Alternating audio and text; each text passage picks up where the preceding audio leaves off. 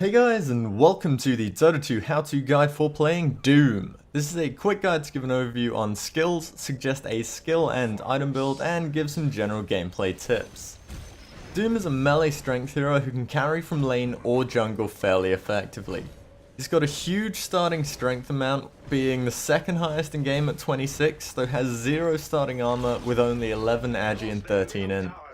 His gains of 3.2, 0.9 and 2.1 respectively give him an incredible health pool and decent mana while very low attack speed and armor. Doom's first ability is Devour, and this will cause Doom to eat a creep, and if the creep was in neutral and had an ability, he will gain that ability till he eats another neutral creep with an ability.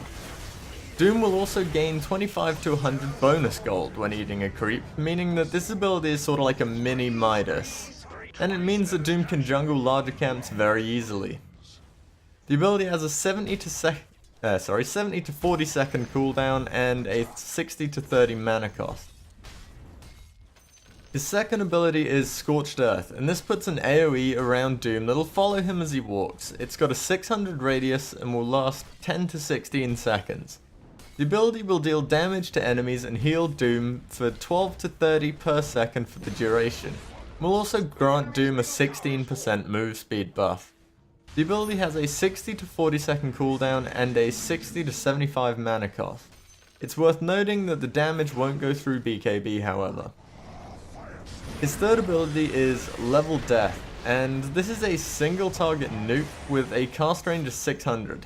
The ability will deal 125 to 275 damage, plus 20% of the target's max health if their current level is a multiple of the number specified by Doom's level death, or if they are level 25, with the numbers ranging from 6 to 3 on the multiple. Depending on level, it means that at rank 1, when it's level 6, it'll deal 20% of their max health if they are level 6, 12, 18 or 24, and the ability has a cooldown of 8 seconds.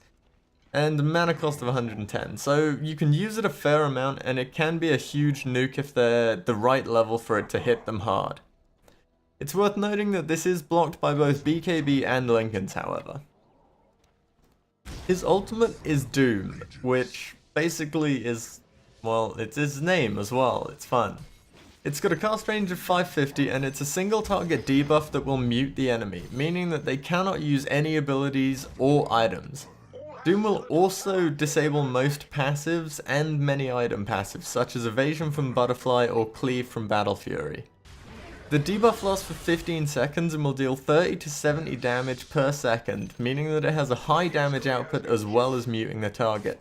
This is upgradable by Aghanim's Scepter to have a 16 second duration and deal 50 to 110 damage per second, along with having the timer only start counting down when the target is more than 550 units away from Doom. With a cooldown of 110 seconds and a mana cost of 150 to 250, this is a hugely strong ult in Dota. Item-wise for Doom, starting out with a Tango, Clarity, Stout Shield and Ring of Protection is often very useful, as Doom lacks a lot of armor, so that needs to be sorted. Progressing onto a Midas and Basilius as fast as possible, and then getting basic boots and working on upgrading those to phase boots. Getting your Radiance next, and then beyond this go for Vlad's BKB, Heart of Tarask and Assault Cures. Vlad's first is always preferable as it helps with a lot of lifesteal and damage. While the armor aura from Vlad's and Assault Cures doesn't stack, it is worth getting both on Doom because of the attack speed and bonus armor anyway. Skills wise on Doom, you're going to want to take Devour at 1, 3, 5 and 7, with Scorched Earth at 2, 4, 8 and 9. Taking Level Death at 10, 12, 13 and 14 and your ult whenever possible and stats when you have to. While this gives you your nuke damage later, so means you can't necessarily secure kills as easy in the early game, Doom's a good farmer. He has incredible farming potential and that's what you're going to be wanting to do for the most part. So this allows for the fastest and safest farming, which is really what you should be focusing on. Gameplay wise, you are for the most part a safe lane carry who can jungle. Laning is a much better option and will get you faster farm and Midas and just better gold overall. Head out to the safe lane and aim for last hitting and denying only, using Devour on an enemy melee creep as soon as it arrives to the lane. This gives your support time to stack the jungle creep before Devour is next up, and it also allows you to see in the jungle because your support can walk around exactly what creeper up so that you don't have to lane and explore to find a jungle creep to eat. When Devour's next up, you're going to want to eat a jungle creep that has a mana regen buff if possible.